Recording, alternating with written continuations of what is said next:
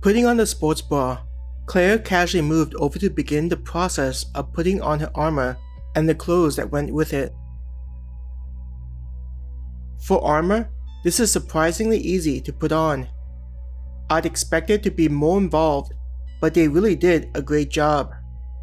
Claire slowly inserted her arms into the armor she'd received during the training simulation. I'll need to save up to upgrade this unless we're able to figure out how to create our own before. Securing the armor, she casually moved about to make sure her movements weren't restrained. I'll need to make sure to keep movement in mind when designing our armor, Claire said to herself. I wonder if we can design it to be superior to what's sold inside the store. We'll need to make sure to swing by and see what they have to offer and the prices of the items. She reminded herself and looked forward to discussing it with Hannah.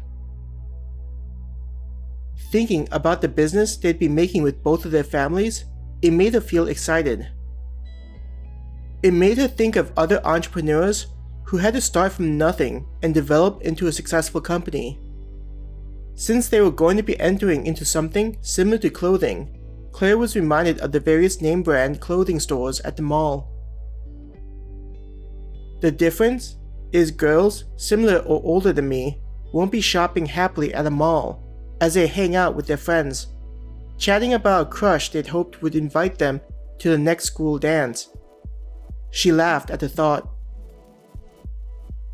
After all the armor had been put on and her boots were strapped on, Claire put the two weapons into the proper holsters on her body. Testing out how much energy her body absorbed, she quickly drew a pistol from her hip.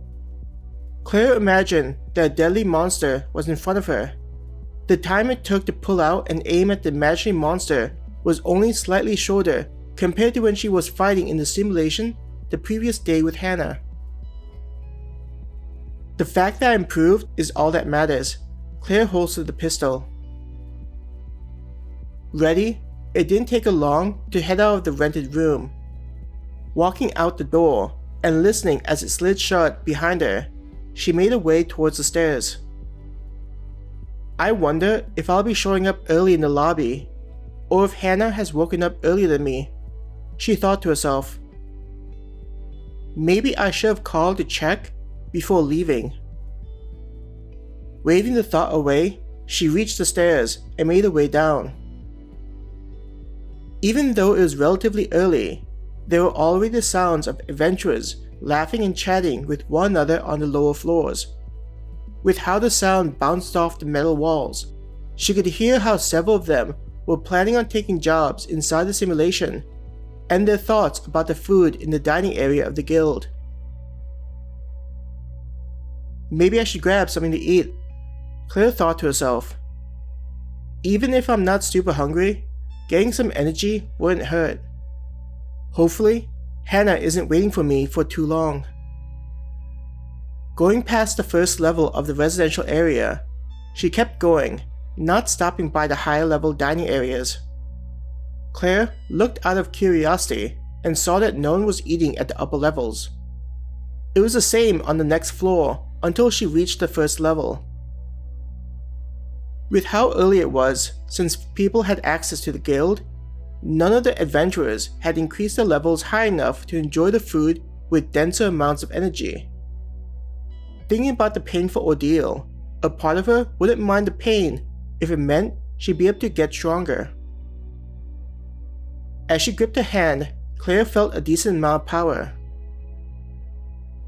Though I'm nowhere near the level to take on Abby, Tommy, or Chelsea, she reflected. Thinking about her MP friend, Claire wondered what Chelsea was up to as she walked into the dining area where many of the adventurers were enjoying their breakfast. Claire? A woman's voice called out, sounding surprised.